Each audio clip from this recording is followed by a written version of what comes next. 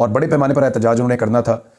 कुछ जो स्पॉट्स हैं उसके बारे में उन्होंने कहा कि वहाँ पे पहुँचेंगे कारकुन और एहतजाज करेंगे, लेकिन फिर उसके बाद जो तैयारी थी इंतजामिया की, निगरान हुकूमत की, वो इतनी खौफनाक थी कि उससे अंदाज़ा हो गया पाकिस्तान तहरीक इंसाफ के कुछ लोगों को कि 9 मई जैसा वाक़या ना हो जाए। देखिए 9 मई के वाक़े में बहुत सारे सवालात अभी बाकी हैं और इसकी प्रॉपर इन्वेस्टिगेशन भी होनी चाहिए। इमरान खान साहब भी कहते हैं कि CCTV फुटेज और बाकी चीज़ें देख के इसको इन्वेस्टिगेट करना चाहिए। ये पाकिस्तान की तारीख के जो बदनुमा वाक़यात हैं उनमें से एक वाक़या है, लेकिन उसकी प्रॉपर तहकीकात होनी चाहिए।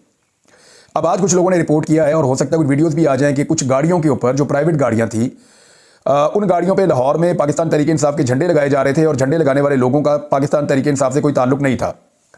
फिर वहाँ पे पेट्रोल वाला एक टैंकर भी कुछ लोगों ने कहा कि मौजूद था। अभी ये बातों की सदाकत का आइडिया नहीं है, लेकिन ये पाकिस्तान तहरीक इंसाफ के कैंप में ये बातें फ्लोट की हैं, वहाँ पे बहुत सारे लोगों तक ये बातें पहुँची। उसके बाद उन्होंने अपना जो बड़ा एहतजाज है उसको मुअख्खर किया।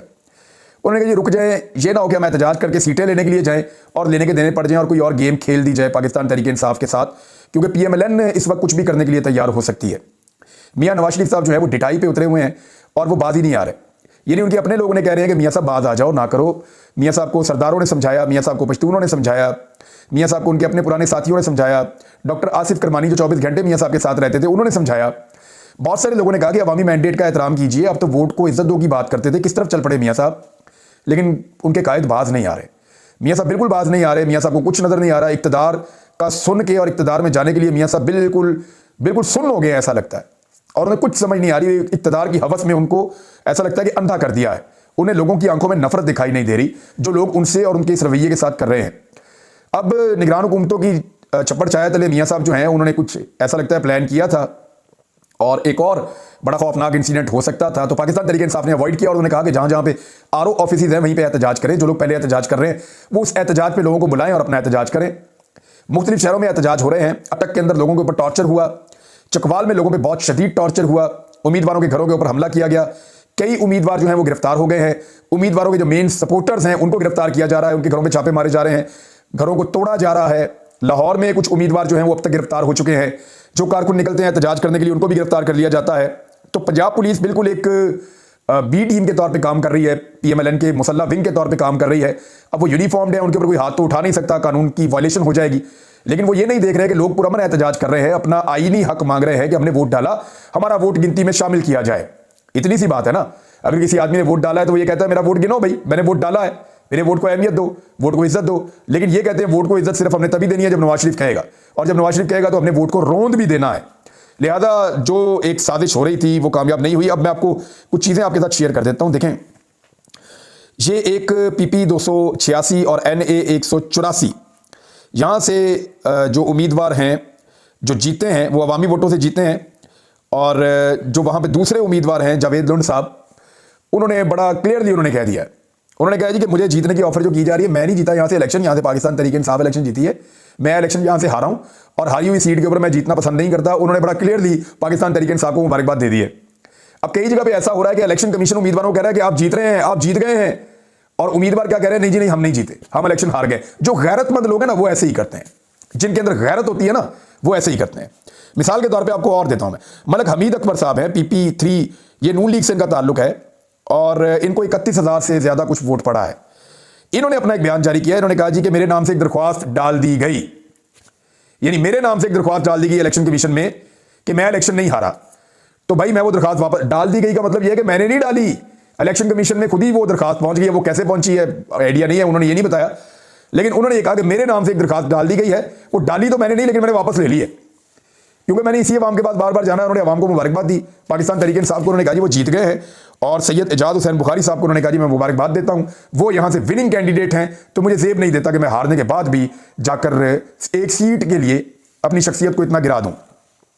मुफ्ती कफायतुल्लाह फजल रहमान साहब की जमात से इनका ताल्लुक है। मेरा इनके साथ बड़ा फड्डा भी हुआ एक दफ़ा, बड़ा शदीद नौयत का। ये नाराज़ होकर भी चले गए मेरे पास एक दिन, लेकिन इन्होंने भी मर्दानगी का सबूत दिया है और गैरत का सबूत दिया है।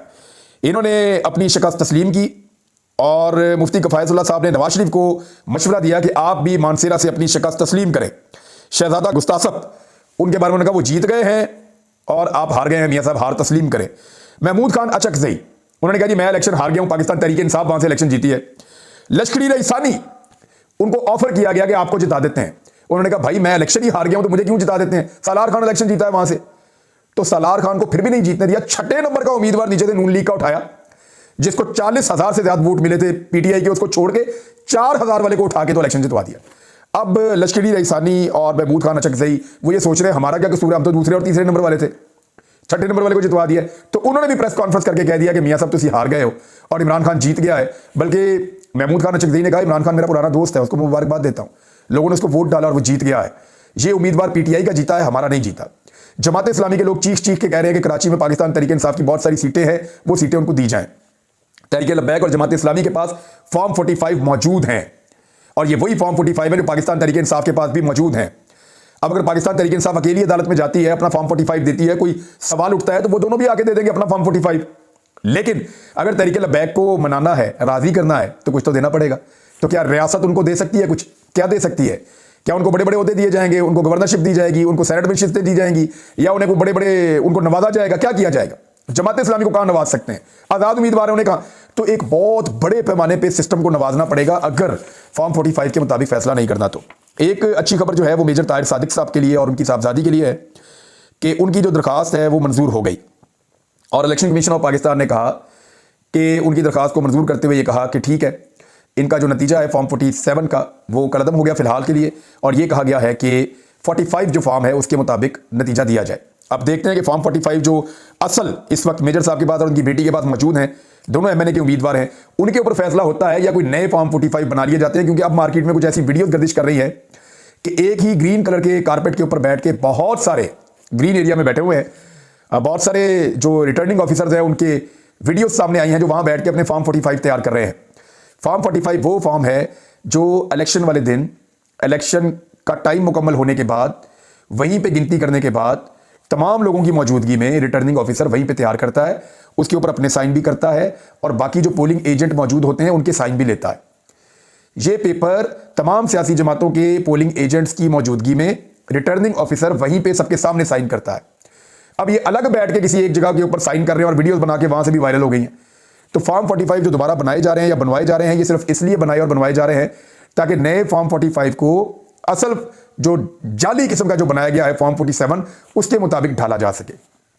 यानी मैं आपको बताता हूं, जो फॉर्म 45 असली थे ना, उनके मुताबिक फॉर्म 47 नहीं बना, नतीजा उनके मुताबिक नहीं आया। अब किया यह जा रहा है कि जो जाली नतीजा आया उसके मुताबिक नए फॉर्म 45 बनाए जा रहे हैं, लेकिन ये काम चलेगा नहीं क्योंकि सारे फॉर्म अदालतों में आ जाएंगे और जो फॉर्म अदालतों में आएंगे ना उसमें एक जमात नहीं है, दीगर जमातें भी हैं। तो ये अभी बड़ा लंबा चलेगा जी मामला। पाकिस्तान तहरीक इंसाफ को अगर जजेस ने इंसाफ दिया ना तो ये अपनी 40 से 50 सीटें वापस ले सकते हैं कम से कम। यानी सिंपल मेजॉरिटी तो इनको एक झटके में मिल जाएगी पाकिस्तान तहरीक इंसाफ को। लेकिन पाकिस्तान के निज़ाम को देखते हुए ऐसा लगता है कि शायद दी ना जाए, शायद दी ना जाए। लेकिन तहरीक इंसाफ को लड़ाई पूरी लड़नी चाहिए। जो इलेक्शन जीता, जिसने अवाम से वोट मांगा, उसको चाहिए कि वो अवाम के वोटों का पहरा दे और अवाम के वोटों के लिए लड़ाई लड़े। तहरीक इंसाफ को यह करना चाहिए, चाहे हारें चाहे जीतें, ये लड़ाई पूरी लड़नी चाहिए। कानूनी लड़ाई, एहतजाज की लड़ाई, पुरअमन एहतजाज की लड़ाई, कानूनी लड़ाई पूरी लड़नी चाहिए, चाहे इसमें कामयाब हो चाहे ना हो। चिपके रहे निज़ाम के साथ और ये कहें कि जी मेरे लोगों ने वोट डाला, मैं जीत गया हूं, ये कैसे हो सकता है कि आपने हमें हरा दिया?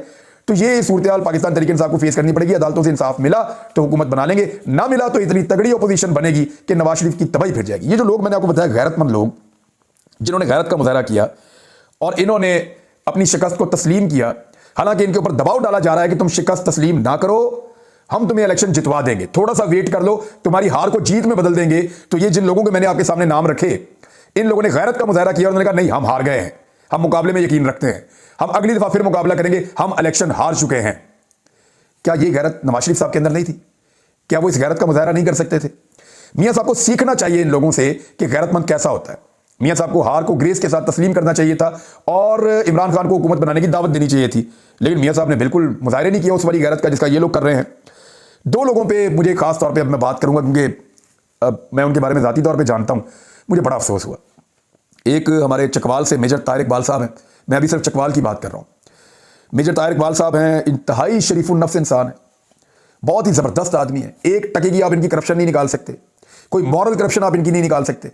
तमाम लोग इनसे प्यार करते हैं, इनसे मोहब्बत करते हैं, बड़ा ज़बरदस्त आदमी है मेजर ताहिर इकबाल। नून लीग के उम्मीदवार थे। सरदार गुलाम अब्बास नून लीग के उम्मीदवार थे, बड़े शानदार आदमी हैं और अपनी इज्जत का बड़ा पास और बड़ा ख्याल रखते हैं। इनका भी कोई करप्शन का मसला नहीं है। पुराने सरदार हैं, यहाँ पे बहुत बड़े जिम्मेदार हैं चकवाल में, लेकिन बड़े इज्जतदार आदमी हैं। सरदार अब्बास ने उस वक्त छोड़ा, गुलाम अब्बास ने उस वक्त छोड़ा इमरान खान को जब इमरान खान बहुत ताकत में थे। और छोड़ने की वजह पता क्या थी? इमरान खान साहब ने इनको नज़रअंदाज किया था पब्लिक में। तो अपनी इज्जत के लिए, अपनी इज्जत की हिफाजत के लिए कि लोगों की नज़र में मेरी इज्जत कम ना हो जाए, इन्होंने इमरान खान साहब के भरे मेले को उस वक्त छोड़ दिया था जिस वक्त इमरान खान साहब फुल इक़्तिदार में थे।